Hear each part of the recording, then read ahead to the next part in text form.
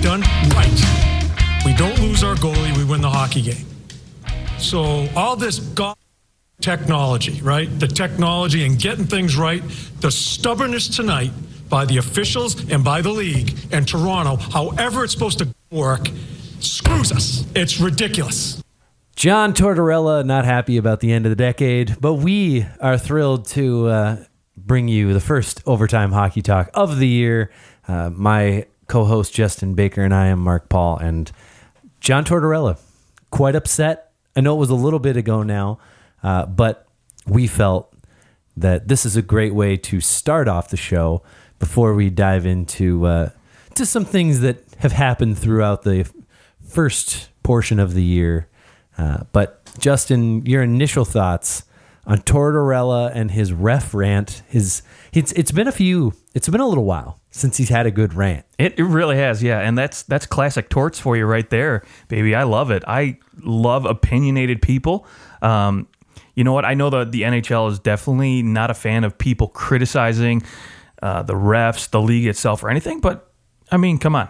Nothing's going to change if you just don't vent every once in a while, right? You can't wait for the board of governors or the GMs to meet and play some golf down in the Bahamas before things get done. I say just let it out now. Who cares? It's a freaking, what's the point of having these media circuses and, interviews at the end of the game if you're not going to let the guy actually say what he wants to say? Granted, Torts didn't take questions, which was my favorite part of the whole thing. He's just like, I'm not taking any GD questions. We cut that part, but yes, that's absolutely true. Yeah, it's funny. The league doesn't want that kind of stuff, yet that's the kind of stuff that everyone enjoys talking about. Absolutely. It creates some buzz. And of course, I understand from a perspective of, all right, well, the referee association, they are obviously they're not going to be happy if the league doesn't come out and condemn what he's saying.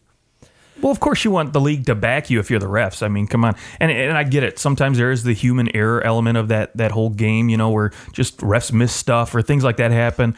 But of course, when it's clock management, again, like he talked about, a goaltender getting injured, maybe they win the game, they don't go to the shootout, all that crap happens, this chain of events that initially took place. But you know what? I love it. I'm just going to say it. I love it. I agree. The other thing is that, yes, Columbus has been on an absolute tear, 6-0-4. They haven't lost a game in regulation in 10.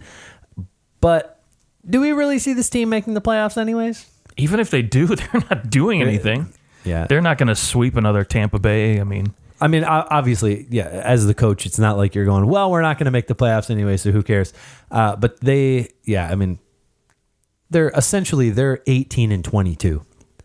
With all those overtime losses, so they are still not looking great. Just so happens they lose a lot of games in a shootout or overtime. So they do. Merzlikhin finally got his first NHL win, by the way. Yes. Which I'm like, why did it? This guy was. I don't want to say he was going to be. We knew he wasn't going to be the starter, but there was a lot of hype around him coming in, and it took 40 games before this guy gets a win. Sent down to the minors, called back up, all this crap. That hasn't worked out very well. Yeah, and it's one of those, goalies are just so hard. It's so hard to make a read on a guy. But oh yeah, absolutely. And now with Columbus, making a push, now they lose their starter, who's been pretty dang good. I mean, he's been keeping my fantasy goaltending roster afloat too. Him and Binghamton. Yeah. So now I've been dealing. I feel like the Pittsburgh Penguins this year in fantasy. I get injuries every week. I just had Charles McAvoy just go on IR. I've had Mantha on IR for most of the year, and now Korpisalo too. It's like, what the frick? Yeah. I think actually so what we want to talk some trade possibilities. We're also going to talk about some surprises, disappointments from the first portion of the year. We're about halfway. Some teams are dead halfway. Most teams are right around there. So at the halfway point, talk some surprises, some disappointments, but also some trade possibilities. And I want to start with the Pittsburgh Penguins. You're talking about their injuries. Of course, we just find out Jake Getzel. My God, 4 to 6 months. When I watched that, he scores a goal and then he gets shoved into the boards. And when you watch his shoulder just crumble into the boards there and just take an awkward pull back, I cringed for the guy, man. I feel terrible for him. He's having such a lights out season too. And he's such an important part of the Penguins. I'd say that he has he has cemented himself as like, I mean, outside of Crosby and Malkin, like he's the guy. He's that next tier of players. And so that's going to be a huge loss for the Penguins. Now, when we talk about trade possibilities, do the Penguins now have to go, all right, we're amidst this pretty intense Metropolitan Division race. Only 3 points separate them and the Flyers, who are the second wildcard team. So the chances of them missing the playoffs at this point, they're 8 points up on the next out of the playoffs Metropolitan team. So they do have some leeway, but after everything that's happened to this team, do they maybe look to make some kind of deal? Is there someone out there that they could bring in to settle things for a minute? Well, Getzel won't be back until at least the play. Like maybe he'll make it back for the playoffs. Maybe. Yeah, you know if what? They make it to the finals. This team's hard to figure out because you never know with Jim Rutherford what they're going to do. They're not afraid to make the big move, and we've seen that with, dealing Kessel here, earlier this year. But to be quite honest, I think for them, they're going to wait till they get, hopefully Crosby back whenever that's supposed to happen. Maybe see what's going to happen with this team afterwards. Do they need another guy? Because don't get me wrong, that's a huge loss to cope with. And I mean, they did it without Crosby, and they've done it, in the past without, Malkin or even Crosby even before. So to me, I think this is a team that's probably going to sit for a while and probably not make any moves until closer to the deadline, because they're in a playoff spot right now. And I do think, given the division they're in, I think they're going to be right in the thick of it, for quite a while. So I don't see them going anywhere, but again, who knows? Things can change overnight. Yeah, maybe Galchenyuk can get more than 2 goals over the next. He's 2 goals in 23 games. So I hear his name tossed around a lot, and it wouldn't surprise me too if they look to move him, if anybody, and just see what they can get in return, or at least start making some phone calls. But unfortunately, the crappy part is his value is probably at an all-time low for a guy like that. Right, and basically is a $4.9 million cap hit. That could be maybe a little. It's more than just like, hey, let's move our like third line guy who makes $1.8 million. Right. It does require a little bit of movement. I mean, I do think there are some interesting guys now that we're in the second half of the season. It's that point where you can start to look. We know Thanksgiving is a big spot to look at and go, all right, here's the standings. Probably not a whole lot's going to change, but now, especially that we're in the new year, barring St. Louis of 2019, there hasn't been too many teams out of the playoffs, especially far out of the playoffs, that have been able to claw their way back in. So when we look at this, I go, well, to me, the cutoff point in the Western Conference is Chicago, maybe like probably more like Nashville. Like to me, Chicago, there's no way they're making the playoffs. Yes, they're 4 points out, but looking at what they've been doing, and they're just kind of that 500 team, and that's probably where they're going to be at. Most of their players are in a decline, at least they're high-end guys. They're going to be sellers, at least in another month. We'll probably look, and they'll be 6 or 7 points back. It'll slowly decline, but anybody below that. So let's say Chicago still thinks they're in it. So you've got LA, Anaheim, San Jose. I mean, I guess at this point, San Jose would consider themselves to be out of it. I think you have to. They're right now 9 points out of the playoffs and showing no signs of turning it around. They got shut out by the Detroit Red Wings last night. Ooh. That was, I don't know if you were able to catch any of that game, but a little bit, yeah. The Sharks look dead Pedestrian. in the water. Like they look absolutely terrible. Especially against a Red Wings team that still hasn't scored 100 goals yet. They haven't scored 90 goals yet. And they're at the halfway point. I know, it's they're so on weird. pace to score 178 goals. That's pretty on the bad. Season. And they just lost Anthony Ciu for a little bit, too. Right, so right. There's their secondary, quote-unquote, scoring for you. Scoring is at an all-time high. Like, it's the highest since it's been since, like, the 80s. And the Red Wings can't even manage to barely score 2 goals a game. It's pretty rough. They are quite terrible. But anyways, so at least to me, that's Chicago, LA, Anaheim, San Jose. All four of those teams to me are all going to be sellers. Detroit, New Jersey, Ottawa. We already know New Jersey's a seller. Ottawa, and then in the East, I think that's probably where you cut it off, because I think the Sabres, they've lost 4 in a row, but you've got to think like, all right, they lost 4 in a row. Can they turn this around? They go and they win, they're 4 in a row, and suddenly they're right back in the thick of things in the Atlantic. Differences in the Atlantic, you are fighting with, Boston's far ahead. You're fighting Toronto and Tampa Bay, Florida, Montreal are all ahead of you for those 3, for really 2 spots. And does anybody think that Tampa Bay and Toronto are going to relinquish those 2 spots in that division? Like, it's going to be real difficult. So then you're looking at maybe that wild card spot, in which case you're 8 points back of the wild card spot. So it's tough because Jack Eichel's played so well, and this is what they have to show for it. Yeah. New year, they're same old Buffalo. 4th out, last place in the Eastern Conference. They can't win away from home. They've only won 6 games away from home in 22 tries. Boy. Yeah, that's always the toughest part with these standings and these 3-point games, in the NHL, is it's not so much the amount of points you're behind, it's always the amount of teams you have to jump now, which makes everything more difficult, especially like we talked about it. A team like Chicago, even though they're 5, 6, 7 points behind, but the 8 teams... they're only 4 points 4 behind. points, yeah, sorry. But the 7 teams they have to jump, to make a mark.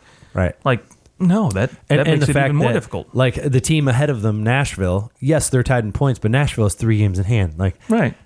Chances are Nashville's going to go 500 in those games. So there's your 1-1-1, and that's 3 points, and they're suddenly at 45 points. Like, Nashville's still in this. I think that Nashville, probably out of any of those teams out of the playoffs, is the most likely to get back into the playoffs to me. But Nashville does have some interesting pieces that they could move at the deadline if they find themselves looking at this going, all right, let's say we make the playoffs. Do we lose in the first round anyways? Like, do we really have a team that can do a lot this season? You've got Michael Granlund, who you were able to acquire the previous season. He could be a nice piece to trade at the deadline. And he could find himself in his 3rd team in like 36 months or whatever it is, or something like 18 months. Is he a guy that Pittsburgh could be looking at? It's possible. That could be a good fit. Like, he's a good he can play 3rd line center. He can score. Like, yeah, he's not scoring in bunches, but he can put up some points. He's still got some wheels left in him for sure. He'd be a guy who could come in and fit in their 3rd line. He could also shift up and play in their top 6, play on the wing. He could play with Malkin. He could play with Crosby, and could be a decent replacement for Getzel. And I don't think he'd be super expensive. No, I don't think so. A second round pick, maybe less. Yeah, maybe less. Depending on what the bidding war becomes. Yeah, the more interesting piece for me in Nashville is Kyle Turris. Are they going to try to deal that guy at all? Because, unlike Granlund, he still has term left on his contract. Granlund doesn't. No. Turris. I'm sorry. Yeah, Turris still has term left on his contract. And at $6 million, it's not like you got 1 or 2 years. You got 3 or 4 years left with this guy. 4 years after this year. Yeah, $6 million. And he's been sitting up in the press box a bunch of games. So who knows with that guy? But Nashville's got some pieces. They can definitely move, and I think if they make the playoffs, they're a team to me that could catch fire. They've shown the last few years that they can be a force in the playoffs, and when you look at this roster up and down, they haven't changed that much outside of PK Subban really and Matt Duchene coming in, versus the team they were a few years ago when they were a potential Stanley Cup contender. So. Right. For them, getting in is the key, and I think, eventually they will make a push. They'll be on a bubble there, and I think they hold on to a piece like Granlund just because they want to try. Now, if they're far removed, obviously, yes, Granlund's got to go. You got to make a move and let him go. But, I think if they're in the thick of it, they'll hang on to their pieces, maybe outside of Kyle Turris. Yeah, Yeah. Another interesting guy who wouldn't have to go too far to go to Pittsburgh on a Rangers team that they're likely, like, they've got 7 points to make up for to get that wild card spot because just that Metro is insane. So that they're not making the playoffs this year. Like, it looked like they might make a little push, but I think realistically they've been exciting to watch, which is a great step forward for the Rangers because they have lacked some of that excitement, especially under Alain Vigneault all those years. They weren't always the most exciting team, but they did have a lot of talent. Now they are lacking talent, and they had a bunch of Vigneault guys who, unless you're in a defensive system, aren't going to be great. But a flushed house, they're more fun to watch. They're not going to make the playoffs. Chris Kreider, though, he's a guy who I think you could trade him, and I think he'd come right back in free agency, so you could get something decent for him. And unless they can work out an extension, I can't see them just hanging on to Chris Kreider. No, and why would you when you know you can get pieces back to build? Because this is a team, drafting number 2, you did not expect to be a contender for the playoffs this season. I figured it, it was going to be a couple of years, right? I mean, they wrote that whole letter. But to me, I don't think Pittsburgh fits quite as well as another team to me, and that's the Colorado Avalanche. A team with a lot of pieces, a lot of prospects, picks that they can move, and they have the most cap space in the entire NHL. Granted, there's a lot of guys on their team that are going to, be getting new deals kicking in or going to need new deals here in the next couple of years. But doesn't matter for now. A UFA. No, absolutely not. So to me, I think Kreider would be a fantastic fit when you put him next to like a Kadri on the second line and let those two go ham on everybody physically. Yeah, that actually would be a real nice fit. Yeah, I could see that working. The one thing, of course, Colorado has a lot of assets, but you only have a lot of assets for so long before you go and you trade all of them. If you're Colorado, are you looking at this year as your year? That's got to be that's the question. Like, are you saying, all right, we should? I mean, obviously, you're not going to go all in. Like, you're not going to pull a Columbus Blue Jackets at this point because you don't need to, because you've had some success in the playoffs, and there's some it's expected. I think they can go in and who do they play in the first round? Chances are they're going to play Winnipeg. They're going to play Dallas. Probably one of those two teams is the most likely. So if you're Colorado, are you looking at a series against Winnipeg or Dallas saying we have to get someone else or we're going to lose? No, I don't think so at all. No. And if you're going up against, so then, okay, let's assume you win round 1, then you're going up against St. Louis.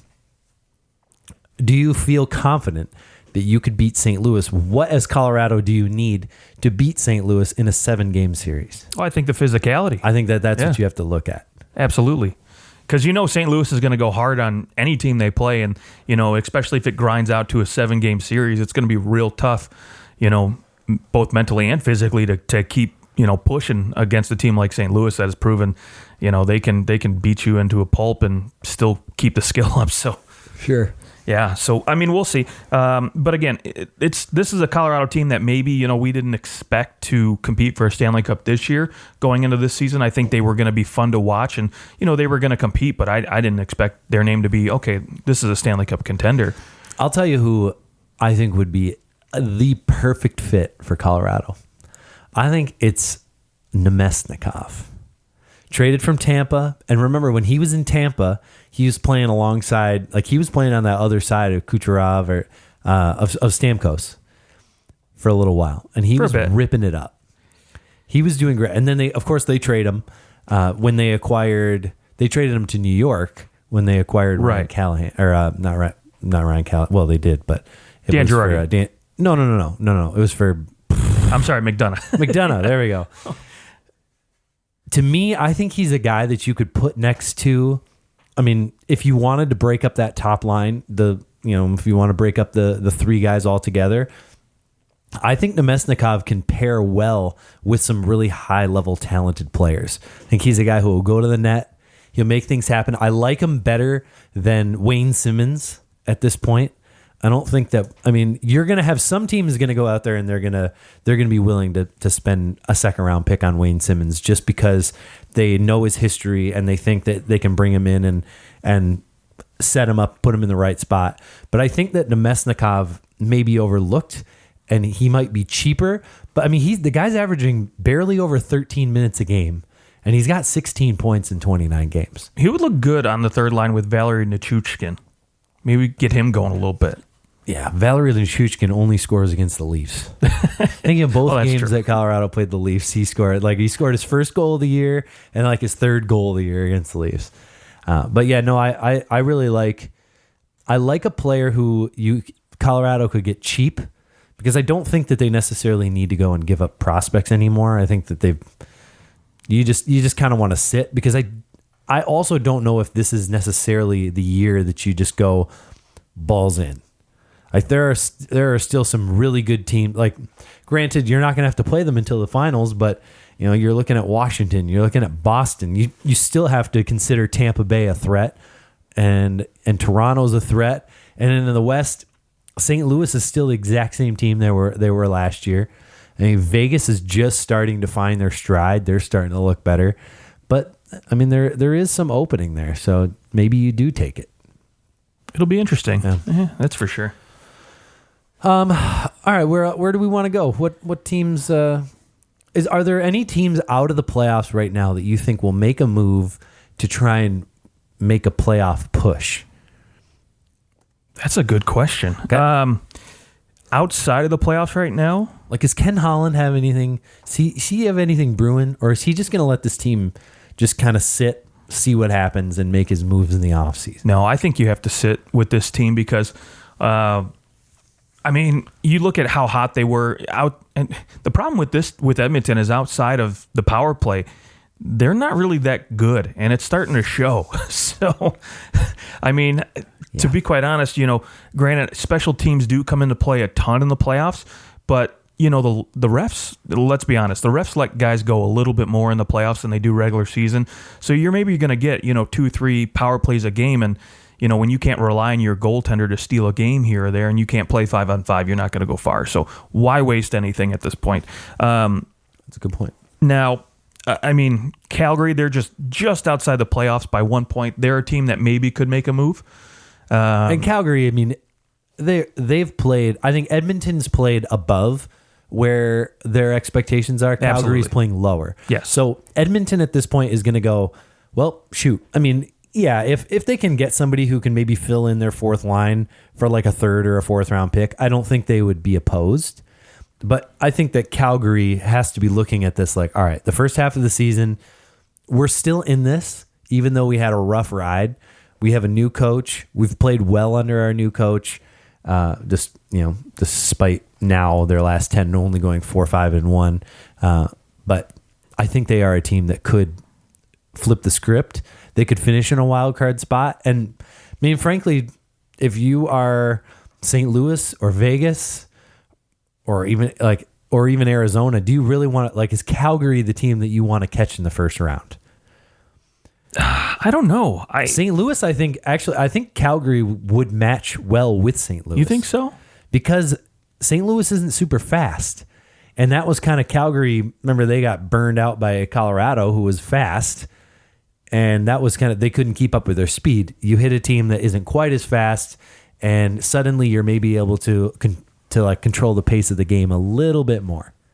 Yeah, Calgary's got a few guys that can grind, which is always fun. And Matthew Tkachuk is just a ton of fun to watch. Anyways, he's a guy you want to see in the playoffs. Yeah, but I also want to see McDavid in the playoffs too. Of course, who doesn't? But what's interesting to me with Calgary is, right, they don't really have the cap space to make any big moves. They can squeeze in a because fourth they traded liner, for Milan Lucic. I know, but they got a couple defensemen here that are going to be UFAs, TJ Brody and Travis Hamonic, and I don't think they get either one of those guys signed to extensions because mainly they don't have the money to. So maybe one of those guys goes out and you bring in a guy who can play third line minutes and maybe you get a pick back. I'm not really sure. It'll be interesting to see what they do come, trade deadline time, especially considering where they're at in the standings. But next season they've got $21 million in cap space. Yeah, because they got a ton of these guys coming off the books. I mean, like we talked about, they got, Michael Frolik coming off. They've got Brody and Hamonic. Michael Frolik won't be probably re-signed, is my guess. Probably not. 31 years old. He does have a no trade, but he just can submit a 10-team no trade list, which at that point you're just saying I don't want to go to a bad team, right? And then like sprinkle in a couple, like maybe you don't want to play for some specific coach, so you say no to a particular team, but yeah, he wouldn't be too difficult to trade off. And well, no, he's playing fourth line right now for Calgary, so yeah. It would be the money situation. You might have to eat half of his salary and go 2.15 on it and eat it. Well, but hey, that could free up a little bit of space for them to get a third liner in there or something. Who knows? But yeah, I don't know if they would look at this and go, all right, we need to trade Hamonic or Brody or both, or like if you do that, you're basically selling on this season. Sure, like you could re-sign one of those guys, no problem. My assumption would be that they would look at Brody and he would be the priority. Hamonic has kind of had a little bit of it hasn't been a great career in Calgary since getting sent over from the island. So I don't know how desperate they would be to bring him back, especially he probably would get paid about what he's making now, right around $4 million if they were to bring him back. Brody, I think Brody would actually probably make $6 on the open market. Someone would be willing to pay him. Yeah, I think so too. So, he still has offensive upside to him, right? So, and only 29 years old, so not ridiculous. On a short term, 3-4 maybe. Yeah, Calgary's one of those teams where you wonder, was last year just like, did something just happen? They finished so high in the standings that it was like a balloon, and the balloon popped when they played Colorado, and now this is actually the team that they are. And yes, for all of Bill Peters' sins, he maybe had a good system that worked for a short time, and the balloon popped, and now we're finding out, all right, maybe, other than some of these real high-end guys, there's not a whole lot here. Like, there's a whole lot of third and fourth line guys on this team. Yeah. You've mentioned it plenty of times. It was just guys having their career best years all at the same time. Right. And Grant Lindholm still on pace for about a 60-point season. That's nice. Yeah. But it isn't the what did he have? Almost 80 points last year? 75 points, something like that? Yeah. Well, when you look at guys like Lindholm, you have 78 points. Yeah. Last year. Lindholm, Monahan, Goudreau, these are all still quality players, but it's all that secondary scoring, right, with guys like, who they need to score a little bit more, like a Sam Bennett or Michael Frolik, who should have been, putting up a few more points. Yeah, imagine if that Sam Bennett pick had resulted in a player that actually produced, beyond. He's a fine third line player. It's not, he just is what he is. No, but he's not putting up the 50 points he did last year. So no, last year he had 27 points. Oh, I'm sorry. Yeah, am I looking at the wrong guy's stats? You might be looking at Backlund. Yeah. Backlund had 47. Yeah. So yeah, Sam Bennett. He's a 30-point guy, if that. So it just kind of is what it is with Sam Bennett, and you have to move on from it. Same with like a Mark Jankowski. He's a first-round pick. I remember when the Flames took Jankowski, he was 21st overall. I think he was taken out of college hockey, caught Providence, and people went, "What? Jankowski this high?" I remember it was somebody who was saying, "Well, he was on like our list he was at like 50, and they took him at 21 because he was a big guy who played center." And the NHL changed. You don't have to be a big guy anymore. And here you go. He's a 30-point guy. So you miss on 2 first-round picks that should be in their prime right now, and they're both barely 30-point players. Well, that's going to come back to bite you in the butt. So to me, the Flames have possibly burnt out. Wow. No pun intended. Wow. I'll tell you, okay, so moving on from the Flames, the one team that I'm most interested to watch at the deadline or over these next couple months, the Ottawa Senators, okay? You want to talk about a fire sale this team's about to have. They have more than half of their called a Melnick sale. a Melnick sale. More than half of their team is free agents, whether that's RFAs or UFAs. But they've got a lot of. I mean, they're going to have an estimated $40 million cap space next year. Let's talk about who will be on their team next year if they don't get traded. If they don't get traded, In the forward position, Colin White, Artem Anisimov, Brady Tkachuk. Well, I'll say Marian Gaborik, but really only in terms of his salary. They'll have to pay him money. That's it. that's it. That's it. Next year they have 4 forwards under actual NHL contracts. Oh, and Bobby Ryan, but he's in the player assistance program right now. So Right. So maybe he'll figure out his whatever it is. My assumption is that it's a little bit of coke, and maybe he'll figure that out, and he'll come back and he'll be a little bit better of a player. But so I guess in fairness, they do have 5 forwards technically under contract next year, but 4 because Gaborik he's not going to play again. No. Doesn't look like. So there's your 5 forwards. Defensemen, you've got Eric Brandstrom, who of course was acquired in the Mark Stone deal from the Vegas Golden Knights. Thomas Chabot, Who's playing 35 minutes a night right now? he plays the whole game. What? Clone him. And then Nikita Zaitsev is your other defenseman under contract. Goaltending wise, you know who's under contract for next year is Anders Nilsson and Marcus Hogberg. So, Senators are going to be really good next year. They're going to have a new team, that's for sure. A whole new team. So who on this team? I know I already talked about Nemesnikov. Who is a guy that you're looking at and saying, "Yep, they're definitely going to move this guy"? JG Pajot. He's a guy that's going to want, if he stays in Ottawa, he's going to want close to $7 million. Yeah. I don't think Ottawa's going to pay him that, and I don't think he's worth that kind of money. Because who knows? It could be a situation like an Anthony Duclair where he's just having the best flipping season of his career, right? And he's just cashing in at the right time now. I mean, he might end up with 60 points if he maybe. Especially as the year, I find as the year goes on, and these games mean less and less to the team because they're so far out of it, that they actually start to play a little looser. And like McDavid Always. last year was just able to go on an absolute rip, and when the games didn't matter, it was like, well, might as well just score as much as I possibly can because there's nothing else to play for. So Yeah, but maybe a team like Winnipeg. Maybe they use him. Maybe it gives them the availability to not have to play Blake Wheeler at center all the time now. They can put him back on the wing where they've had the most success with him.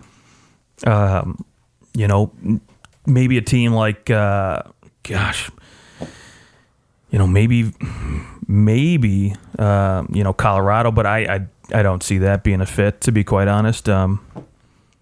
yeah, they're already getting Nemestikov. That's true. As per the rumors here at Overtime Hockey. Maybe even Pittsburgh. I don't know. Because he's not costing a lot of money in terms of salary cap hit. No, 3.1. So, a lot of teams can squeeze him in there, right? I got to It's look at just the the New York asset. Islanders to me. The Islanders, yeah. The Islanders they've been very quiet, but they are a team that is certainly in the thick of things. They can make things happen, but when you look at their lineup, you go, all right, there's like something is missing. But here's why I think they'd be a great fit. Right now they have $11.7 million in cap space. So they can bring in any player they want. Yes.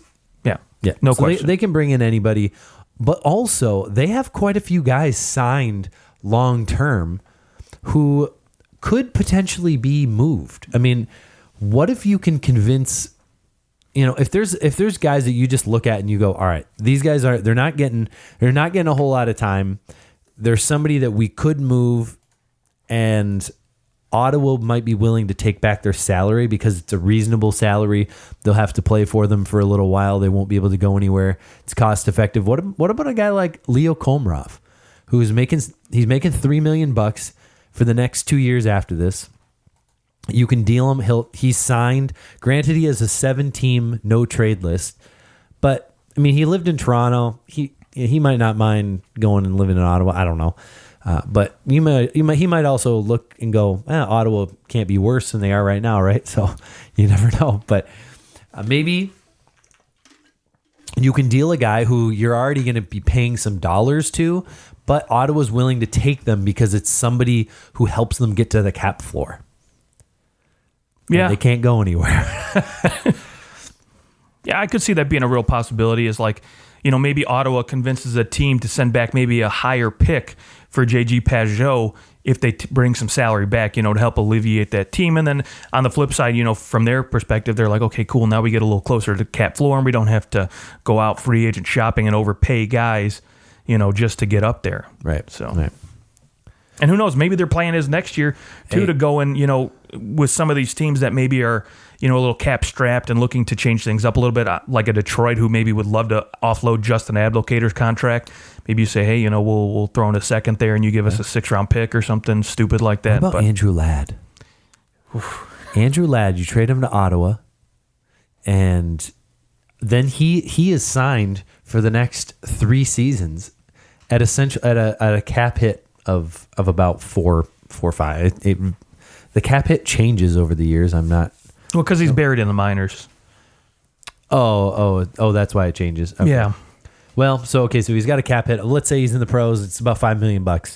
So he's a guy who you can have $5 million, get you to the floor. You can either play him, you could bury him in the minors, you can find a way to get him onto IR if you needed to, but it'll count towards your cap floor. And then maybe the Islanders take a guy who's going to be a UFA off your hands, but you have I think that on a bad team, Andrew Ladd could come in and play some like Clark minutes. Or sorry, Clark MacArthur, not Clarkston.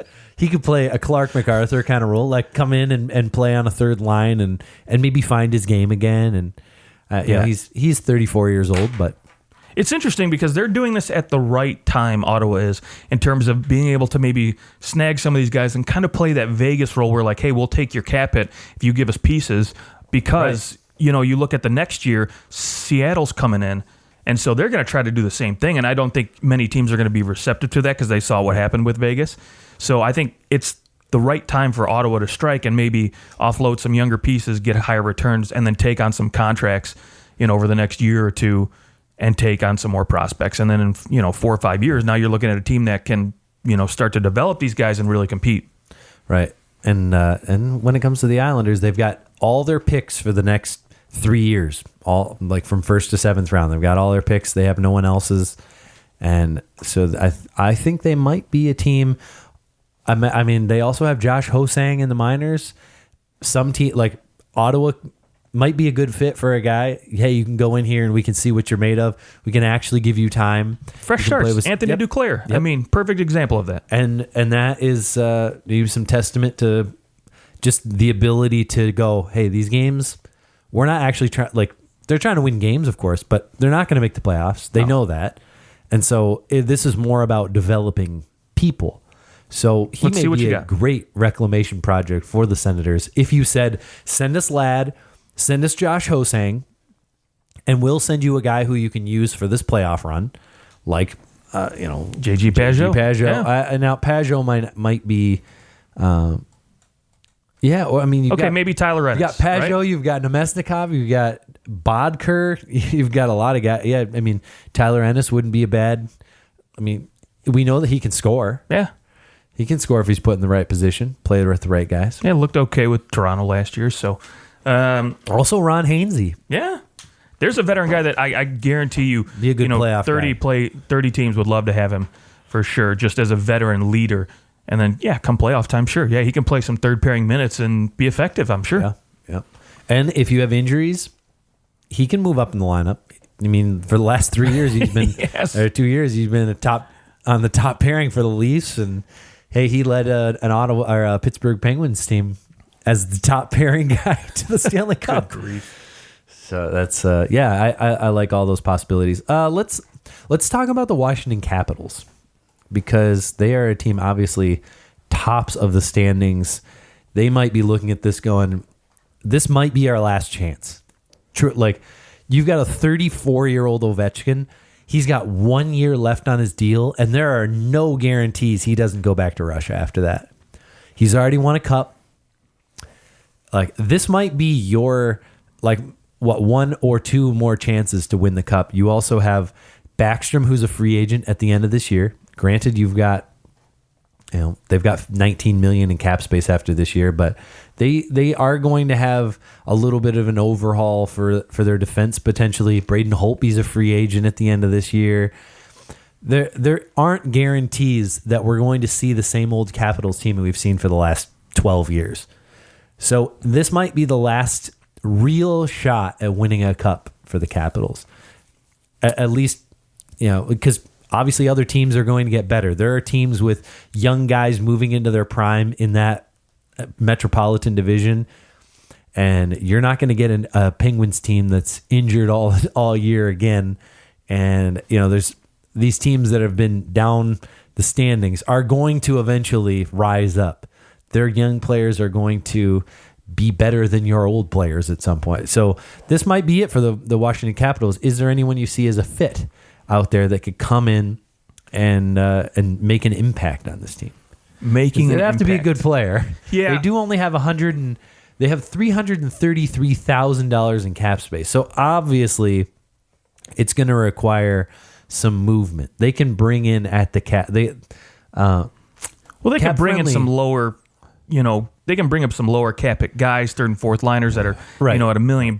They just send somebody down. Sure. Clearing waivers, that sort of thing. You talked about it, Backstrom, right? Holtby, they're both going to be free agents. I think that's the bigger concern. But they can re-sign both those guys, no problem. I don't think so. No way. No, you don't think so? No way. With the cap space they have, there's no way they're getting both of them. $19 million? No, between Holtby and Backstrom, you think that they're going to get more than $19 million between the two of them? Absolutely. I think Holtby is going to get close to $9 million. Well, yeah, when he hits the market, because I think from a Capitals it's going to perspective, depend on who wants to stay. Right. Like, do you want? Yeah. Well, Backstrom, I think Backstrom's actually negotiating for himself right now. He wants to stay in there. He's made that perfectly clear. I think the one sticking point right now that they're having is just whether it's term, basically. Yeah. He wants maybe 32, 7, or they want to get him on 5 or 3 years, whatever I'm it is. sure they'd love to get him on 3 years. Oh, absolutely. But I think, Backstrom, I've heard that he's going to basically look for right around $7 million, what he's making now. So, again, that's a reasonable cap hit for a guy who can still be a number 1, number 2 center in this league. Yeah, and he's more than capable of continuing that kind of production for the next 3-4 years. So I'm not too worried about it. Ovechkin, I don't see him going back to Russia, at least not till his late 30s, because he's wanted to play in the Olympics. That's been well documented. Yeah. This upcoming one, obviously he's still under contract, so nothing to worry about there. But maybe he takes a shorter term deal when his next contract comes up, so that maybe when he's 38, like Datsuk, and he goes back. So to me, I think what's going to be interesting, is when you get into the playoffs, right? Are they going to ride Samsonov or ride Holtby? I think, they're obviously going to take Braden Holtby, let him be the starter. But, after this season is over with, that's when things get really interesting to me, because I don't really see Washington making a push for any big name free agents. I think maybe a third or fourth line guy for a little bit of depth. Well, if they don't sign Holtby. No, not at all. So you don't think Holtby's back? He's walking a free agency, and I think some team's going to overpay for him, because let's face it, the Florida Panthers overpaid absolutely. for Bobrovsky, Yep. or like maybe the Flyers or something are targeting him. Flyers. Carter Hart, but yeah, not the Flyers. But there'll be teams like maybe a Columbus or my brain just says, oh, the Flyers are going to need a goalie. But yeah, Carter Hart. Yeah, well, that is repetition, but so maybe a team like Columbus targets a guy like Holtby in the offseason, or LA, for example. But you know what, I don't see this team, because their lack of cap space, and I don't think they have a lot of pieces they can move out to create cap space. They're not going to get anything more than a number 7, number 8 defenseman, maybe a fourth line guy, somebody who can potentially move up, maybe the third line or something, and a guy like maybe Tyler Ennis wouldn't be too bad, or wouldn't be a bad fit in something like that. But for the most part, I think why rock the boat? This team's looking really, really good. Let them do what they're doing. No need to make any changes, in my opinion. Yeah, you know what would be the really gutsy move? Let Samsonov start the playoffs. Trade Braden Holtby right now. I don't hate it, because Samsonov he looks pretty good. He's been playing better than Holtby. Statistically speaking, he's been playing much better than Holtby. Now, granted, you need to have someone who can come up and play.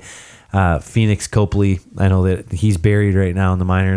I know they don't love him, but well, if you want to trade Holtby, right, maybe you go out and then you make a move, maybe trading a 4th round pick for a guy who can back up, who's a veteran guy like a Mike Smith. Or you just say, hey, we're trading you Braden Holtby. You're going to send us your backup goalie or something, or like maybe, yeah. But maybe Toronto goes and snacks Braden Holtby. I don't think so. I don't think that's happening. I mean, a team that needs a goalie. I mean, Eastern Conference. You're probably like the teams that are up at the top. There's not a huge need, or like it's no one's making that move. Could a team like Colorado make a move like that? I think the only team that really would want to make a move like that would be Columbus, right? Because we talked about it. Korpisalo's out. Who knows how long? I haven't really. Can you looked imagine into it, if Columbus just went and dealt for Braden Holtby? The problem is they don't have anything to trade for. Not really. But I don't see Washington trading Holtby. Like we said, maybe New Jersey just trades for him now on a sign and trade, and we finally get to see one of those, because I would just love to see that. And maybe they send Mackenzie Blackwood back to him or something, and so there's your backup. And you got to New Jersey has to give up their 1st round pick for the following year. There you go, Braden Holtby. Yeah, I see. Obviously, they're not going to trade it Braden Holtby because you need 2 good goalies, which they have. Absolutely, they're rolling. They're not going to do anything crazy like that. But so you don't think Holtby will be back though? No, I don't. I absolutely do not. Well, at that point, okay, let's say Backstrom. Let's go a little over. We'll go. Let's say he signs for $8 million. Okay, that still leaves them with $11 million to sign essentially a couple like second, third pairing defensemen. Yeah, but I don't even think second or third pairing, because I think what this team really needs is they need a number 2 defenseman really bad, right? Orlov, I don't think he's good enough to be considered a number 2 defenseman on any team in this league. Carlson's having a fantastic year, but I think you need some depth outside of that. I think they were hoping when they brought over maybe a Nick Jensen, he could develop into that, and Michael Kepney. Yeah, I thought, maybe one of these guys, you could roll the dice on one of them and, maybe one would pan out, but it really hasn't right now. Ratko Gudas is fun to watch. I think he's a decent fit with Washington, but, he's the third pairing kind of guy. Yeah, just pay Alex Pietrangelo the remaining space you've got. And that's the thing. Yeah, you can target a guy like that, so you can make, you create the space by letting Holtby Tyson walk. Barrie. Tyson Barrie would be a good fit in there, or like who knows? Like there's quite a few good defensemen that are going to be available. We already talked about TJ Brody if he doesn't re-sign in Calgary. I mean, Jake Muzzin in Toronto. Like, there's no way Toronto's keeping Muzzin and Barrie. So and maybe both of them are gone at the end of this year. Who knows? So there are quite a few guys who could be had in the offseason, but the Leafs aren't going to trade either of those guys now, and neither are the Blues aren't trading Pietrangelo now. Right. So it's a matter of like, who can you acquire this offseason or this trade deadline? And I think that what if you brought back Mike Green? That wouldn't be that bad. Contract. Detroit would, I'm sure, gladly hand him over. They would gladly eat some of that salary too to help them fit him in. They could eat half the salary, and then what does Washington give up? They go and they give up maybe I don't think they'd want to give up Radko Gudas, because Radko Gudas is no, just bad. They like him. He would be the perfect salaried player in there. But I mean, I think it's picks going back the other way. Honestly. Yeah, but you need to shed. They don't have hardly any space, so they need to shed something. I guess they could send someone down, and it would create some space. I'm sure that they have a little room somewhere that they could, that you carry a couple extra forwards, and you can just go, well, we're not going to carry an extra forward. You can send someone else down, but you could also deal a guy, like a Garnet Hathaway, or you could deal somebody to them that has some term. Like if I'm the Red Wings, I'm going. Send us back someone that we can actually play next season. Carl Hagelin? Yeah, Carl Hagelin wouldn't be a bad fit. I mean, he also makes a decent amount of money, 2.75. Yeah, but he's a guy who you could put your second or third line, and that frees up the cap space right there for you. Yeah, but I don't think Washington's doing that. So, I mean, he's got 1 goal in 30 games. Yeah, it's true. He's in reality, he's scored 4 goals in 50 games for the Washington Capitals. And 4 goals in 57 games, if you include the 7 playoff games from last year. So, I mean, Carl Hagelin, he doesn't need to stay. You could put him on waivers in at that point, right? And clear some cap space that way. Yeah, obviously, there's guys you can stick on waiver. But if you're Detroit and Washington came to you and said, we'll give you Carl Hagelin and a 3rd-round pick, and you give us Mike Green, and you have to eat half of Mike Green's salary, are you willing to do that if you're Detroit to get Hagelin in for next season? No, I don't think Detroit wants to take any, long-term contracts, maybe 1 or 2 years. Yeah, but, especially at 31. If he was like 27, maybe that might be a little bit different. But, at 31, I don't think Detroit's looking at that being part of the rebuild. But now, if you're Washington, do you take a chance maybe on like a Richard Panik or something like that would be a little bit better of it. Yeah, possible, yeah. But if you're Washington, maybe you take a flyer on a Ilya Kovalchuk, maybe? If Kovalchuk's willing to sign for league min. Yeah, I think he would. He's making the bonus.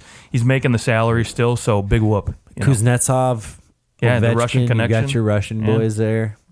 Samsonov. Yeah, would be fun. Is that how you say it, Samsonov? Yeah. It sounds weird, and when you look at it, you want to say Samsonov, but yeah every time. Any final teams that we want to hit on here at the end? Boy. Let's go Western Conference. How about Vegas? I mean, Arizona's already done their big move. I don't think Vancouver's going to make a big move here. Vegas is the team to me in the West that we haven't really hit on. Vegas and maybe Winnipeg. Yeah. I think both those teams could be open. Winnipeg, of course, will gladly take a defenseman at any point. We'll see maybe Dustin Byfuglien just comes back. I think there's still maybe a chance that could happen. If he came back, that would be a quite the deadline acquisition for them. Boy, yeah. Vegas, so over the next, this draft, upcoming draft, and the following 2, they have in the first 3 rounds a total of 12 picks between those 3 drafts, right? So they've got assets to move in terms of picks, right? And high picks. I mean, they've got 2 second-round picks this year, 3 the following year. They've got 2 third-round picks this year. So that they do have some higher end picks that they can move. Yeah, I think the one thing, if you're a Vegas team that maybe you're looking at and you're saying, okay, what do we really want? Do we really need that's going to, maybe help solidify our team a little bit more? And I think that's, a second line center, right? Maybe somebody that can come in there because you don't want to. I mean, Cody Glass is fine, but come playoff time, he's had 0 experience, right? So maybe you don't want to rely on him to center a team like, center Pacioretty, Stone. Same with Chandler Stevenson, right? He's okay, but I feel pretty comfortable with him being in the middle when I have Pacioretty, when I have Mark Stone, like when these guys can play alongside him. Okay. That's fine too. But a second line center, I'm not going to turn it down. No, I'm not going to turn it down at all. Problem is they have, according to Cap Friendly, Cap Friendly does have this, they have something called deadline cap space, and it's essentially here's how much they could at the deadline if they acquired somebody. Here's how much they could spend.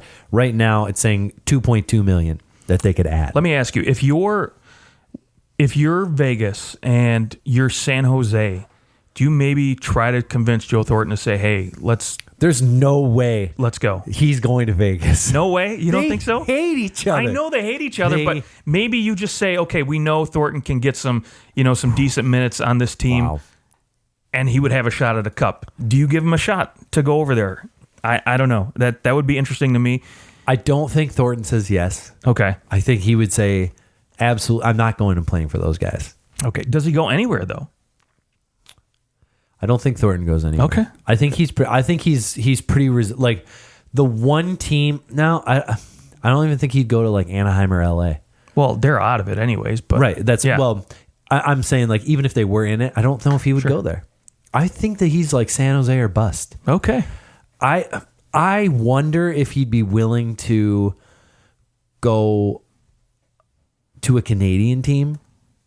Like, would he be willing to go to Toronto? If they were, somehow were to get him, would he go home? Kind of idea. I don't see him moving. Okay. I see it like he'll be back next year, I think. Yeah, I kind of think so too. He'll just keep re-signing in San Jose, keep signing his 1-year deals, and like It's exciting to think about him playing somewhere else because I just want to see him lift the cup. I do too. Yeah, absolutely. And unfortunately, now Maybe Winnipeg, but San Jose's always been good. They've always been contenders the entire time he's been there. Other than like barring I think one season when they drafted Hurdle 8th or something like that, they had a down year. Now you might look at this and you might go, man, I don't know. Like maybe this team is just not constructed. Like our window was closed and we thought we were good, but we're not. And maybe he's willing to move because of that. I think maybe he's willing to accept the fact that they are now no longer going to be good. Therefore, I'm willing to be traded somewhere. I'll just come back in the off season and we can do it all over again. yeah, we'll see. Interesting. Yeah, as far as the Golden Knights, I mean, and when we're talking second line centers, I mean that the problem is it's tough to find one that might be out there that's on a team that wants to deal someone like that now. Right. Yeah, I mean, Now maybe we look at the back end too, because there's someplace else where I think Vegas could use some help with, and maybe a team like Detroit, who has a few pieces, Mike Green, for example. Maybe he makes a move to go out there. I think he would fit in quite nice. He's a righty, so teams are going to be willing to pay a little bit more for that, and maybe he fits in on a second pairing, gets a few minutes, but I'm not sure what the status of his health is, but who knows. Yeah, I see. And when I look at this and I go, all right, who's the UFA? I mean, one guy that I'm certain that will move is a Trevor Lewis. I just don't know if Vegas needs a fourth line center. I think that they've got plenty of fourth and third line they've got centers. those bottom six forwards kind of all. There's a bunch of them there. Right. They're culminating, and that's why I think that they've moved Cody Glass up to that second line because he's the future. And I don't know, when I look at Vegas, I don't think, well, man, they've got 1 or 2 years and then this thing's going to fall apart. Although they're probably only as good as Marc-Andre Fleury can carry them. And how much longer can Marc-Andre Fleury carry a team incredibly far in the playoffs? He's 35 years old now. He's got 2 more years left on his deal. I mean, you're on borrowed time, in my opinion, with Marc-Andre Fleury. Yeah. And you never know when he has an 18-month stretch that just is not great. or playoffs that aren't great. It's so they might be a team that just stays put, other than, like I could see them dealing for a Trevor Lewis. That'd be an easy dunk. He's super close by. He doesn't have to go far. He'd be probably more than willing to go to Vegas. And he's that heart and soul guy. And we know that they like those guys. So yeah, who doesn't? But he's only playing 12 minutes a game for LA. So I don't know how much he moves the needle anyways. Not much. Well, lots of trade rumors. Yeah. They'll start pouring out. Like we're just a little far away from the deadline, but it's fun to kind of take a look and follow some things. But it'll be how long will it take Joe Thornton to score his first goal of the year? Through 34 games that he's played this year, he has 11 assists. Yeah, no goals. It's crazy. I'm going to say in another dozen games. Okay. He'll get one. Yeah. Another dozen games. Hold that to you. I'll hold you to that. We'll talk. All right. Well, that is our show. You can find us on Twitter at OT Hockey Talk. Justin, any parting words as we head off into the night? Welcome to the new decade. My Dude, goodness. welcome to the new freaking decade. A decade of OT Hockey Talk is what it is. Dude. All right. I'm in. Signing the contract now. All right. We'll talk to you guys soon.